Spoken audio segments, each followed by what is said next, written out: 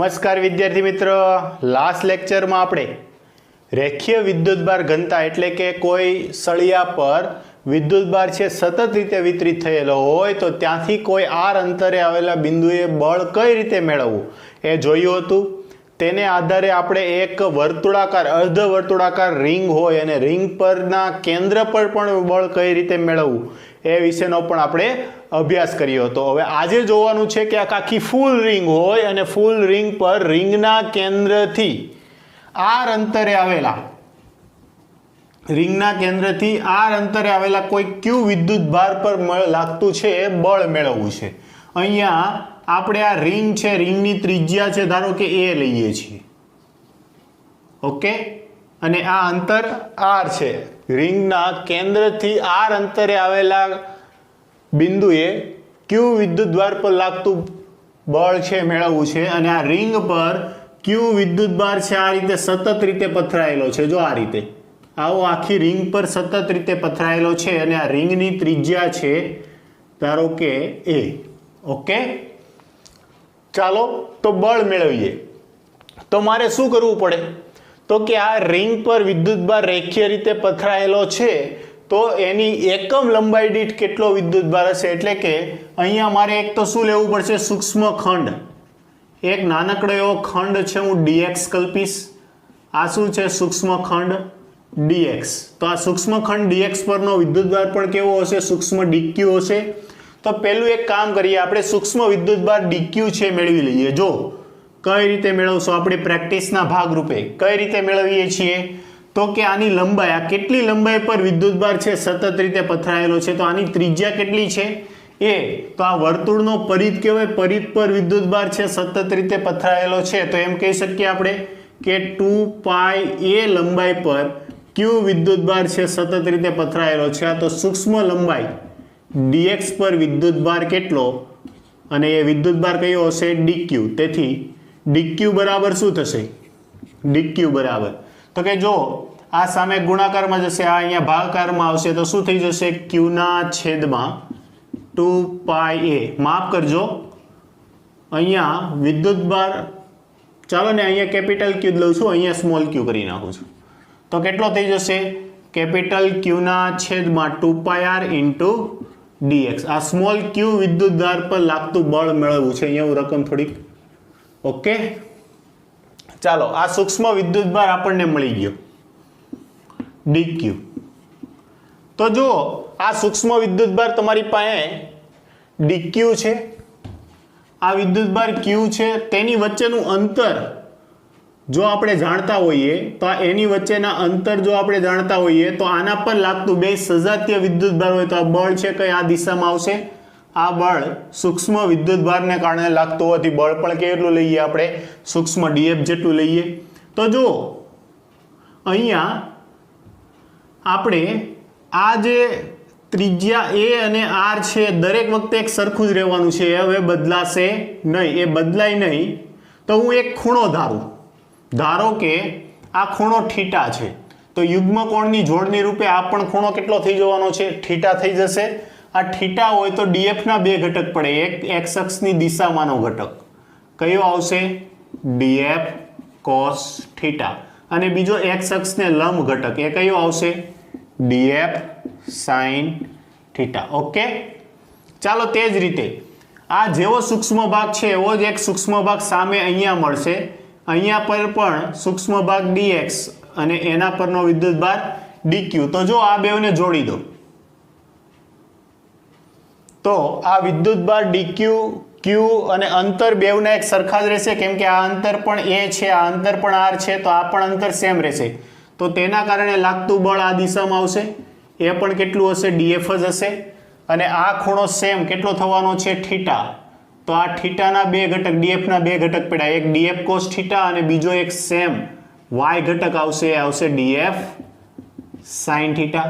તો અહીંયા જો આ સમમિતિને આધારે જેવી રીતે આ રિંગના આ ભાગ ઉપર એવી રીતે સામેના ભાગ ઉપર સમાન ભાગ પર એના બળ છે એ y ઘટક છે એકબીજાને કેન્સલ કરી દેશે।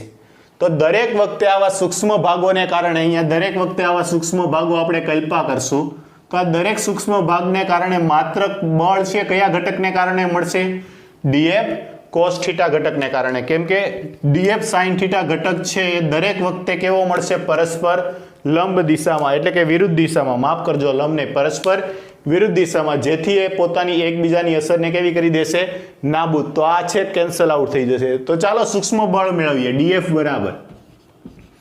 ડીએફ બરાબર કે સૂક્ષ્મ વિદ્યુત ભાર ડીક્યુ મૂળ વિદ્યુત ભાર ક્યુ અપોન અંતર કેટલું આવશે? તો કે અંતર છે આને x લઉં તો આ x કેટલા બરાબર હશે? જો આ કાટખૂણો બન્યો તો આ કર્ણ બની ગયો, તો એ કોના બરાબર હશે? a² plus r², a² plus r² ની 1/2, કેમ કે મારે અહીંયા શું લેવું પડશે? x² લેવો પડશે, અને આ x² કોના બરાબર થશે? જુઓ અહીંયા આ ત્રિકોણમાં, તો કે x² બરાબર a² પ્લસ r², અને x બરાબર થશે a² પ્લસ r² ની 1/2. ઓકે, તો અહીંયા x² આવે તો x² બરાબર શું થશે? a² plus r². આ સૂક્ષ્મ બળ આવ્યું, અને એમાં પણ ફરી પાછી dq ની જે કિંમત છે અહીંયા મૂકી દો, તો શું થશે? dq બરાબર કે dq બરાબર છે capital Q upon 2πr into q ના છેદમાં a² plus r² into dx. આ સૂક્ષ્મ બળ df મળ્યું. હવે આ સૂક્ષ્મ બળ df ને હું શું કરું? તો કે આ સમગ્ર એના પરિઘ પર, એટલે કે 2πr લંબાઈ પર એનું શું લઈ લઉં? સંકલન લઈ લઉં, અને સંકલન વખતે માત્ર કયા ઘટકને કારણે બળ મળશે? df cos θ. તો બળ શું થશે? તેથી કુલ બળ અથવા તો આપણે કહી શકીએ નેટ બળ, F net is equal two સંકલન 0 થી 2πa, પરિઘ કેટલો છે? a ત્રિજ્યાથી 2πa into df cos θ ના ઘટકને કારણે મળશે. ઓકે, ચાલો df cos θ, df ની વેલ્યુ આપણી પાસે છે, કેટલી છે? કે કેપિટલ Q સ્મોલ q ના છેદમાં 2πr into a² plus r² into dx. અને બીજું શું છે? સાથે cos θ. cos θ ની કિંમત કેટલી થશે? જો આકૃતિ પરથી થીટા, cos θ એટલે પાસેની બાજુના છેદમાં કર્ણ, પાસેની બાજુ કઈ આવશે? r, અને કર્ણ કયો આવશે? તો કે x. x બરાબર આપણી પાસે શું છે? તો કે a² પ્લસ r² ની 1/2. ઓકે, ચાલો હવે આને વ્યવસ્થિત અરેન્જ કરી લઈએ તો શું થશે? કે કેપિટલ Q સ્મોલ q ના છેદમાં 2πr into a² plus r² ની 1 ઘાત અને a² પ્લસ r² ની 1/2 ઘાત, આધાર સરખા ઘાતનો સરવાળો, તો કેટલી થઈ જશે? 1 પ્લસ 1/2, 3/2 થઈ જશે. ઓકે, આ આખો છેદ છે into r into dx. Okay, ચાલો આનું શું લેવાનું હતું? માફ કરજો, અહીંયા સંકલન લખતા ભૂલી ગયો. સંકલન. હવે સંકલનમાં મેં તમને એક વાત કીધી હતી, જે અચળ હોય, જે બદલાતું ન હોય, એ ક્યાં નીકળી જશે? બહાર. તો જો k ના બદલાય, q નહીં બદલાય, સ્મોલ q નહીં બદલાય, r આ અંતર એકવાર લઈ લીધું એ બદલાવાનું નથી, ફરી પાછું આ પદ નહીં બદલાય, a તો એની ત્રિજ્યા નથી બદલાવાની, આ r એ પણ નથી બદલાવાનું, તો આ બધું જ અચળ થઈ ગયું. બદલાશે શું દરેક વખતે? dx. અને dx શું છે? આ ભાગ જેટલો લઈએ છીએ dx નું આપણે શું કરી દઈએ? સંકલન. તો જો કે capital Q small q into r ના છેદમાં 2πr into a² plus r² ની 3/2 ઘાત. સંકલન કોનું આવશે? માત્ર 0 થી 2πr dx નું. અને dx એટલે આખો ફરતો ભાગ, આ નાના નાના ટુકડા ભેગા કરો તો વર્તુળનો પરિઘ મળી ગયો. તો આનું dx નું સંકલન શું આવશે? x આવશે. dx નું સંકલન x, a² પ્લસ r² ની 3/2 ઘાત ઇન્ટુ dx નું સંકલન આવશે x, અને લિમિટ આવશે 0 થી 2πr. તો આનું સાદરૂપ આપતા શું થશે? કે capital Q small q into r into આની લિમિટ છૂટી પાડો તો 2πr માઇનસ 0 આવું થશે, ના છેદમાં 2πr into a² plus r² ની 3/2 2πr કેન્સલ થઈ જશે તો આપણો આન્સર શું આવ્યો F net equal to K capital Q small Q into આરના છેદમાં a² પ્લસ r² ની 3/2. ઓકે, ચાલો આની દિશા તો જો દરેક વખતે આ ઘટકો કેન્સલ આઉટ થઈ જાય, માત્ર x ઘટકને કારણે મળે છે. તો આમ કહી શકીએ પ્લસ x અક્ષની દિશામાં પ્લસ x અક્ષની દિશામાં. તો આ આપણો આવી ગયો ફાઇનલ આન્સર. અને હવે પણ જો આમાં આગળ વધવું હોય તો એમ કહી શકીએ કે આ ત્રિજ્યાની સરખામણીમાં જો અંતર ખૂબ જ વધારે હોય, ત્રિજ્યાની સરખામણીમાં અંતર ખૂબ વધારે હોય તો ત્રિજ્યાની સરખામણીમાં આ અંતરની સરખામણીમાં ત્રિજ્યાને અવગણી શકો તો અહીંથી આ એ વાળું પદ છે કેન્સલ આઉટ થઈ જાય. પણ એ બહુ આગળની વાત છે, એ જેમ જેમ આગળ વધતા જઈશું એમ આવતું જશે. તો આશા રાખું છું કે તમને આ દાખલો છે એ સમજાઈ ગયો. ચાલો ફટાફટ કોપી કરો, પછી આગળનો ટોપિક જોઈએ. ચાલો વિદ્યાર્થી મિત્રો, હવે આપણે જોવાનું છે બે વિદ્યુત ભાર હોય, એ સજાતીય હોય કે વિજાતીય હોય, એ બંને વિદ્યુત ભારને જોડતી રેખાના મધ્ય બિંદુ પર અથવા તો બંને જોડતી રેખાના કોઈ બિંદુ પર ત્રીજો વિદ્યુત ભાર ક્યાં મૂકવો કે જેથી તેના પર લાગતું પરિણામી બળ છે શૂન્ય થાય. પરિણામી બળ છે શૂન્ય ક્યારે થશે? જોઈએ. ધારો કે આ બે વિદ્યુત ભાર છે Q અને 4Q. ઓકે, અને એમાં પર આપણે કોઈ Q વિદ્યુત ભાર છે ત્રીજો વિદ્યુત ભાર મૂકવો છે. જોજો આ છે, હું ત્રીજો વિદ્યુત ભાર ધારો કે અહીંયા મૂકું છું કેપિટલ Q. ઓકે, જોજો હવે આ વિદ્યુત ભારને હું લઉં છું 1, આ વિદ્યુત ભારને ધારું છું 1 અને આ વિદ્યુત ભારને ધારું છું 2. એટલે કે આમ કહી શકીએ આપણે Q2 ઇક્વલ ટુ 4 કુલમ અને Q1 equal to Q coulomb. એટલે ઓકે, ચાલો હવે 1 2 લખવાની જરૂર રહેતી નથી. તો આ ધન વિદ્યુત ભાર છે, આ Q પણ ધન વિદ્યુત ભાર છે. તો આ બંને આ વિદ્યુત ભારને કારણે Q પર લાગતું બળ કઈ બાજુ હશે? આ બાજુ. આ શું છે? F1 ને કારણે. તેવી જ રીતે જો આ પણ ધન વિદ્યુત ભાર છે, આ પણ ધન, આના પર પણ લાગતું બળ કઈ બાજુ હશે? આ બાજુ F2. તો આના પર લાગતું પરિણામી બળ છે શૂન્ય થશે નહીં, કેમ કે બંને એક જ દિશામાં, એટલે આ વિદ્યુત ભાર આ બાજુ ગતિ કરવા લાગશે નહીં. તો કે આ પ્રોબેબિલિટી સાચી નથી. ચાલો આ બાજુ મૂકી જોઈએ. અહીંયા મૂકું છું. ફરી પાછા બે સજાતીય વિદ્યુત ભાર, તો આ વિદ્યુત ભાર અહીંથી દૂર ભાગે આ F1 ને લીધે. ઓકે, આ પણ ધન વિદ્યુત ભાર છે તો આ બળ આ બાજુ લાગશે F2. તો આ એક જ દિશામાં થઈ ગયા, તો પરિણામી બળ છે શૂન્ય થશે. ધારો કે ત્રીજી પ્રોબેબિલિટી વિચારીએ કે અહીંથી ધારો કે આ રીતે લંબ રૂપે અહીંયા કોઈ બિંદુ છે, ત્યાં હું Q વિદ્યુત ભાર મૂકું. ધારો કે આ બંને રેખા છે એને બરોબર મધ્ય બિંદુ, એટલે આ અંતર છે L/2 થઈ ગયું. આ અંતર પણ કેટલું થઈ જશે? L/2. અને અહીંથી નાના એવા સૂક્ષ્મ અંતર ધારો કે x જેટલા અંતરે મૂકીએ તો થશે શું? જો આ અંતર L/2, આ L/2, આ x, તો અહીંથી આ વિદ્યુત ભારને કારણે આના પર લાગતું બળ છે આ બાજુ હશે, આ રીતે ઉપર તરફ જતી દિશામાં.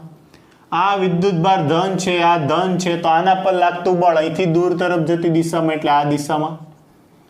આ પણ F હશે, આ F2 હશે, આ F1 હશે, પણ બળ છે બંને એક સરખા જ થશે, વિદ્યુત ભાર સરખા છે. તો આ રીતે હવે જુઓ તમે, આ અંતર સરખા થશે બંને માટે, કેમ કે આ ખૂણો થીટા, તો આ ખૂણો પણ કેટલો થઈ જવાનો છે? થીટા. તો આ બળના બે ઘટક પડશે. કેટલા ઘટક પડશે? 2. F1 નો એક ઘટક, આ ખૂણો થીટા હોવાથી અહીંથી આ રીતે જોઈએ, જો આ ખૂણો થીટા હોય તો આ પણ થીટા થશે, આ પણ થીટા થશે. તો F1 ના બે ઘટક પડ્યા, F1 cos થીટા, અને આ શું આવશે? F1 sin theta. તેવી જ રીતે આ F2 ના પણ બે ઘટક પડશે, શું આવશે? F2 cos થીટા અને આ F2 sin થીટા. તો થશે શું? જો અહીંયા બળ F1 અને F2 સરખા થશે, કેમ કે વિદ્યુત ભાર સરખા, સોરી માફ કરજો, વિદ્યુત ભાર અલગ અલગ છે, એટલે આ શું થશે? તો કે આ છે આમ પણ ભાગશે અને ઉપર પણ ભાગશે, તો આ સ્થાયી સંતુલનમાં રહેશે નહીં, કેમ કે આ પરિણામી બળ આમ ઉપર છે, આ રીતે ભાગતું જશે, તો આ અહીંયા પણ સ્થાયી સંતુલનમાં રહેશે નહીં. સ્થાયી સંતુલનમાં જ્યાં છે ત્યાં જ રહેવું જોઈએ, એ પછી હલશે નહીં. તો જો હવે ત્રીજી સંભાવના એ વધે કે આ બંને વિદ્યુત ભારને જોડતી રેખા પરના કોઈ એક બિંદુ હું ધારો કે અહીંયા છે, હું Q વિદ્યુત ભાર મૂકી દઉં, કેમ કે અહીંયા પણ આ શક્ય થતું નહોતું, અહીંયા મૂક્યું અને અહીંથી આ અંતર લઉં છું, ધારો કે Q1 વિદ્યુત ભારથી x અંતરે. જો આ Q1 વિદ્યુત ભારથી x અંતર હોય તો આ 4Q વિદ્યુત ભારથી આનું અંતર કેટલું થઈ જશે, તો કે આખું L છે એમાંથી x જાય, L માઇનસ x અંતરે. ઓકે, જો હવે બળની સંભાવના જોઈ લઈએ. આ Q વિદ્યુત ભાર છે, બે ધન વિદ્યુત ભાર હોવાથી આના પર લાગતું બળ આ દિશામાં, આ બળ કોના કારણે છે, તો કે Q1 વિદ્યુત ભારને એટલે કે F1 બળ. આ બે સજાતીય વિદ્યુત ભાર હોવાથી આના પર લાગતું બળ આ દિશામાં, આ F2.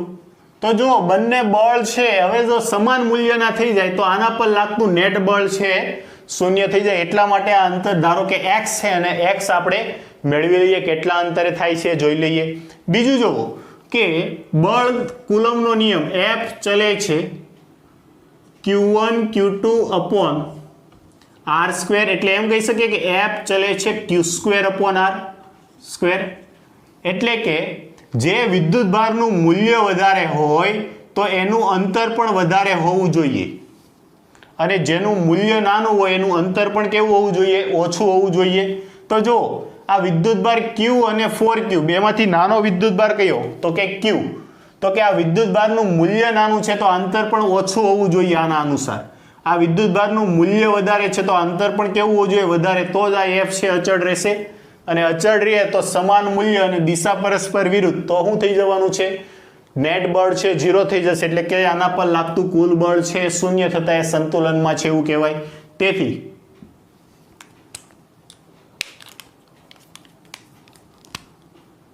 Q વિદ્યુત ભાર પર લાગતું બળ શૂન્ય થાય તો તે સંતુલનમાં છે એવું કહેવાય, સંતુલનમાં છે એવું કહેવાય. તેથી F1 is equal two F2. ચાલો F1 માટે વિદ્યુત ભાર છે Q, આ વિદ્યુત ભાર છે સ્મોલ q, તો K capital Q small q ના છેદમાં અંતર કેટલું આવશે, x square is equal two આ અંતર, તો કે વિદ્યુત ભાર K અચળાંક K 4Q, આ વિદ્યુત ભાર છે Q ના છેદમાં અંતર કેટલું આવશે, L માઇનસ x નો વર્ગ, K capital Q small q cancel out થઈ ગયા. તો જો અહીંયા શું વધ્યું, 1 ના છેદમાં x square is equal two 4 ના છેદમાં L minus x square. Okay, બંને બાજુ વર્ગમૂળ કાઢો તો શું થશે, 1 upon x is equal to 2 upon L minus x. ઘણાને એમ થશે કે સર 4 નો વર્ગમૂળ પ્લસ ઓર માઇનસ 2, પણ અંતર કદાપી ઋણ ના હોય તેથી અહીંયા આપણે પ્લસ જ લઈએ છીએ, અથવા તો તમે એકવાર લઈને ચેક કરી જોજો પ્લસ ઓર માઇનસ 2 લઈને.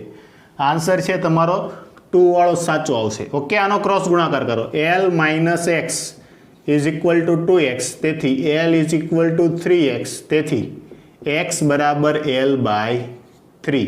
અને આ x અંતર છે ક્યાંથી લીધું હતું, તો કે Q વિદ્યુત ભારથી, Q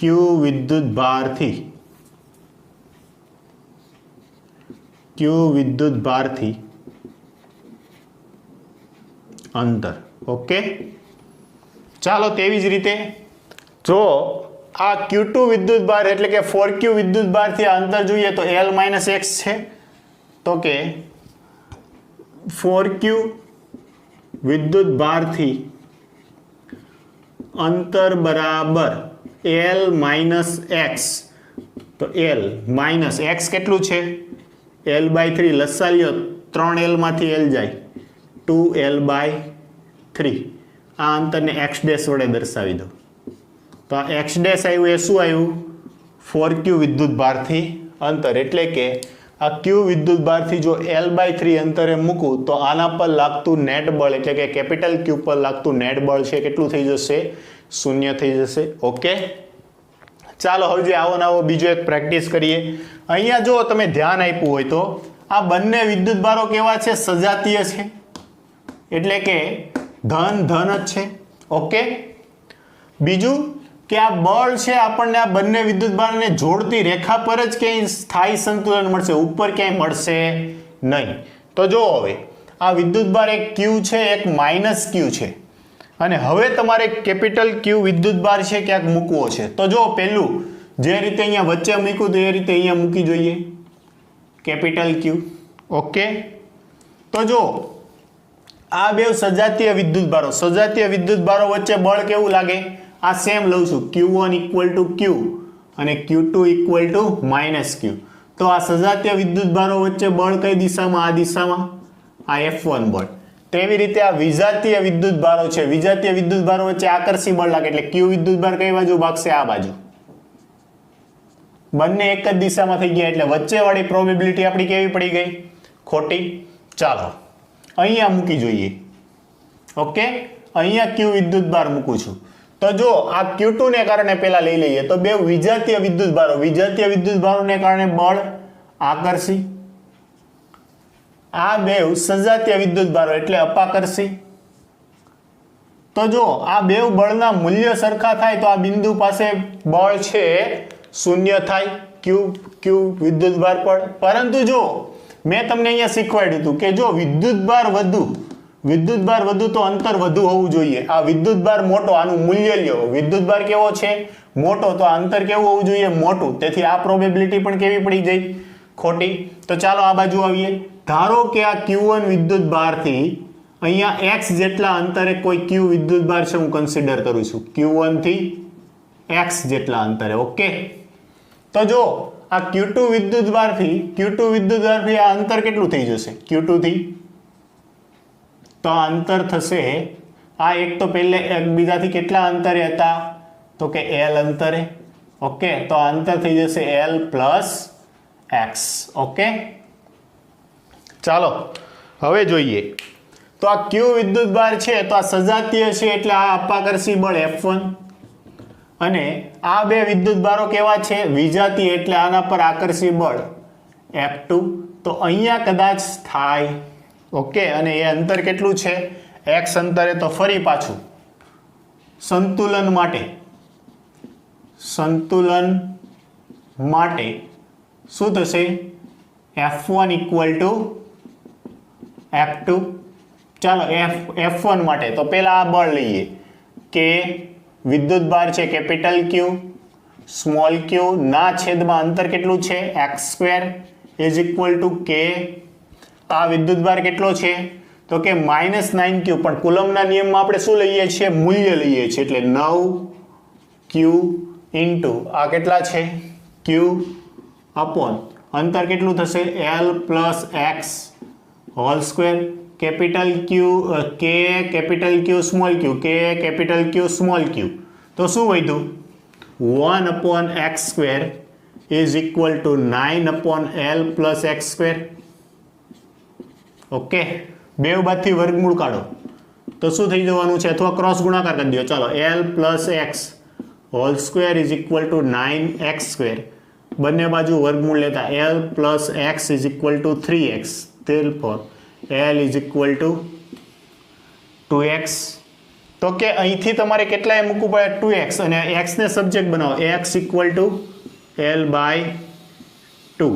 આ કેનાથી આવ્યું? તો કે અહીંયા તમે એમ લખી શકો કે Q વિદ્યુત ભારથી અંતર. ઓકે, ચાલો એવું લઈ લઈએ આપણે બીજું. કયા વિદ્યુત ભારથી લઈએ? તો કે 4q વિદ્યુત ભારથી અંતર, સોરી -9q વિદ્યુત ભારથી અંતર. તો આ કેટલું છે? L plus x. તો નવું અંતર x' is equal two L plus x, L plus L/2 કેટલું થઈ જશે? 3L/2. અને આ x' ક્યાંથી છે? તો કે x' છે -9q વિદ્યુત ભારથી, -9q વિદ્યુત ભારથી અંતર. ઓકે, તો આ રીતે આપણને બે વિદ્યુત ભારને જોડતી રેખા પર ક્યાં આપણને નેટ બળ એટલે પરિણામી બળ છે શૂન્ય મળે કે જેથી એક વિદ્યુત ભાર છે સંતુલનમાં રહે એનો ખ્યાલ આવે. તો આ બંને દાખલા ઉપરથી આપણે એક વાત છે એ સમજવા મળી કે જો બંને વિદ્યુત ભારો સજાતીય છે તો ત્રીજો વિદ્યુત ભાર છે બંને વિદ્યુત ભારને જોડતી રેખા પર વચ્ચે મૂકવાનો. ઓકે, જો બંને વિદ્યુત ભારો વિજાતીય છે તો ત્રીજો વિદ્યુત ભાર છે બંને વિદ્યુત ભારને જોડતી રેખા પર બે વિદ્યુત ભારથી બહાર તરફ. તો જો એ વસ્તુ છે અહીંયા નોટ ડાઉન કરેલી છે કે ત્રીજા વિદ્યુત ભારને બે વિદ્યુત ભારને જોડતી રેખા પર જો સજાતીય વિદ્યુત ભારો હોય, આ જે ઓલરેડી આપેલા વિદ્યુત ભારો સજાતીય હોય તો બંને વિદ્યુત ભારોની વચ્ચે મૂકવું. ઓકે, અને જો વિજાતીય હોય તો વિજાતીય માટે બંને વિદ્યુત ભારથી બહાર તરફ. અને હવે આ એક નવો મુદ્દો પણ ક્યાં તો કે નાના વિદ્યુત ભારના મૂલ્યની નજીક. ક્યાં મૂકશું? નાના વિદ્યુત ભારના મૂલ્યની નજીક. જો આ બેવમાં નાનું મૂલ્ય કોનું? આનું, આની નજીક મૂકવું. આ બેવમાં નાનું મૂલ્ય કોનું? તો કે આનું, આની નજીક મૂકવું. ઓકે, તો કે આ એક ખાસ નોટ ડાઉન કરજો. એટલે આ નોટ છે એ તમે ઉતારી લેજો કે બે વિદ્યુત ભારને જોડતી રેખા પર આપણને ત્રીજો વિદ્યુત ભાર મૂકતા તેના પર લાગતું પરિણામી બળ છે શૂન્ય થશે એટલે કે સંતુલનમાં મળશે.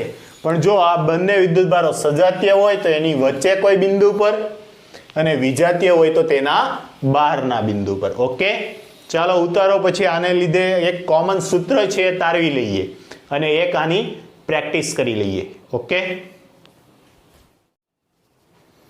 તો હમણાં આપણે જોયું કે બે વિદ્યુત ભારો જો સજાતીય હોય તો ત્રીજા વિદ્યુત ભારને એ બંને વિદ્યુત ભારને જોડતી રેખાના વચ્ચે મૂકી દેવામાં આવે તો તેના પર લાગતું પરિણામી બળ શૂન્ય.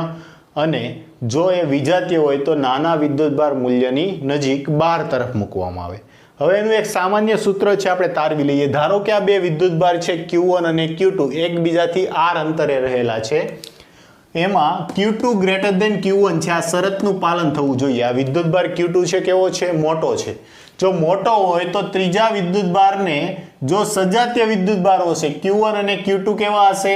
સજાતીય. તો ત્રીજો વિદ્યુત ભાર છે હું Q અહીંયા મૂકીશ એ Q1 થી x જેટલા અંતરે. અને જો આ બે વિજાતીય હશે, વિજાતીય એટલે ઋણ હશે, તો આ ત્રીજા વિદ્યુત ભારને હું અહીંયા મૂકીશ આ બહાર તરફ x1 Q1 થી x અંતરે. તો પહેલી સંભાવના લઉં છું કે ધારો કે આપણે સજાતીય લીધા તો એટલા x અંતરે.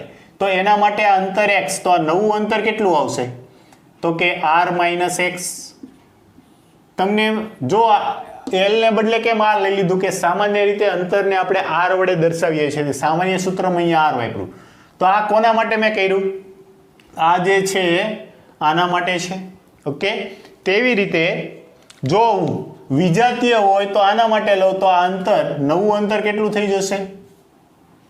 નવું અંતર r + x જે Q2 વિદ્યુત ભારથી હશે. ઓકે, ચાલો હવે સામાન્ય સૂત્ર તરફ આગળ વધીએ. તો જો બંને માટે બળ છે અહીંયા પણ 0 થશે, અહીંયા પણ 0 થશે નેટ બળ. તો એના માટે આપણે એમ કહી શકીએ તો કે F1 = F2. Q1 વિદ્યુત ભારને કારણે આના પર લાગતું બળ પ્લસ લઉં છું Q2 વિદ્યુત ભારને કારણે આના પર લાગતું બળ છે F2 લઉં છું. ઓકે, જો ચાલો દરેક વખતે આ Q1 વિદ્યુત ભારથી અંતર x જ છે, બંને વખતે એક અંતર તો સરખા જ છે. તો એના માટે બળનું સૂત્ર શું આવશે? બળનું સૂત્ર તો કે K કેપિટલ Q, બીજો વિદ્યુત ભાર છે સ્મોલ q1 અને અંતર કેટલું છે?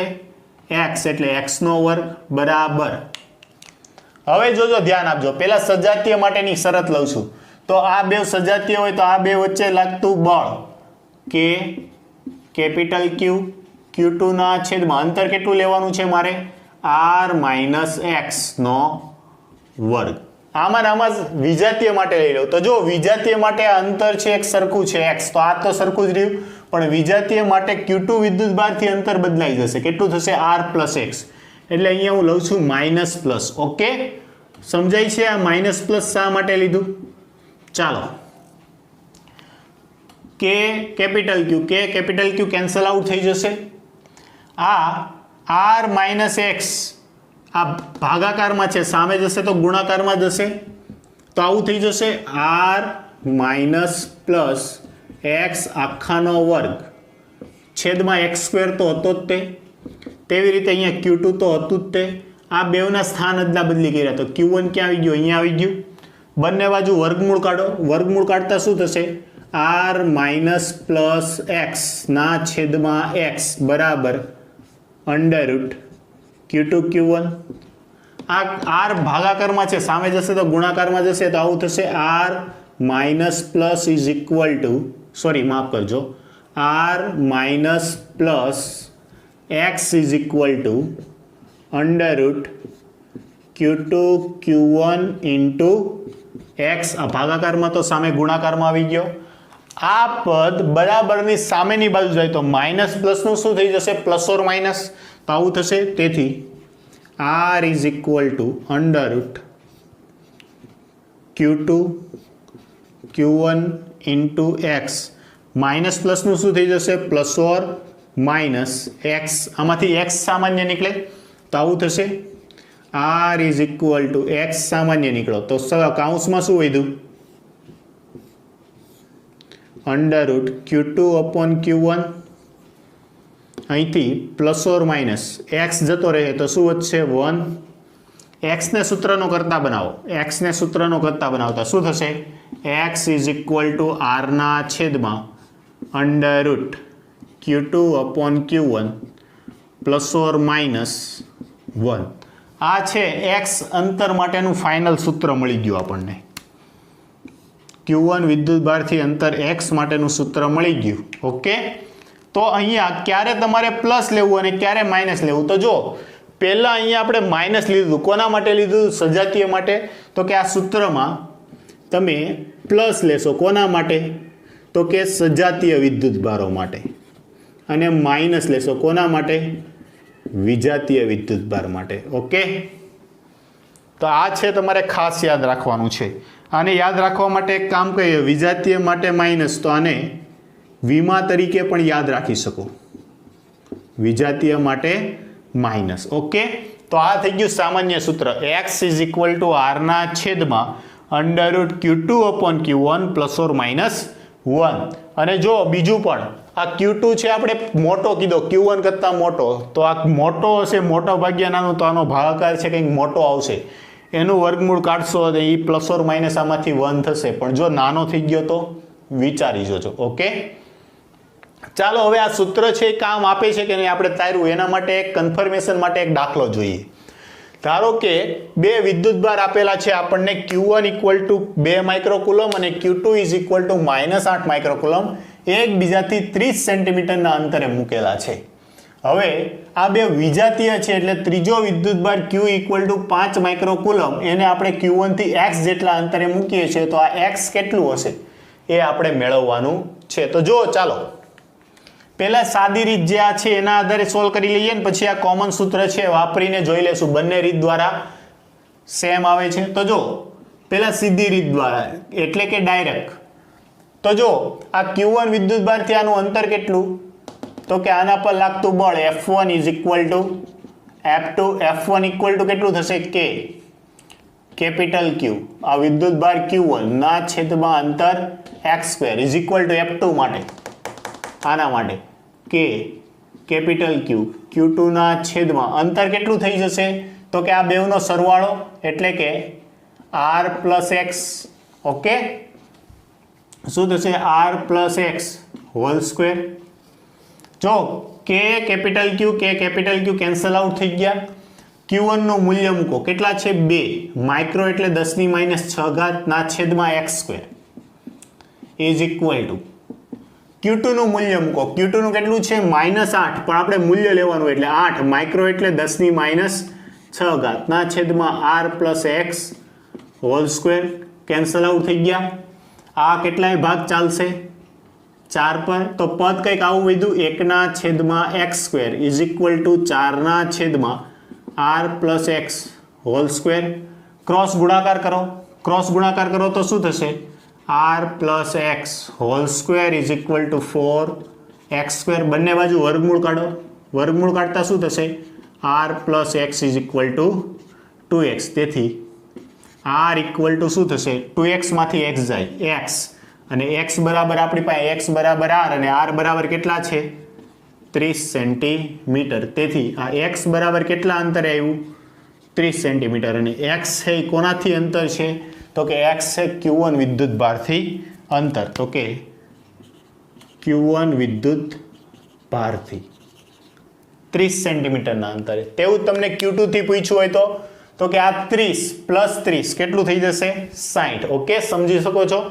ચાલો હવે જે આ સૂત્ર તાર્યું એના આધારે આપણે સોલ્વ કરવી. સૂત્ર આધારે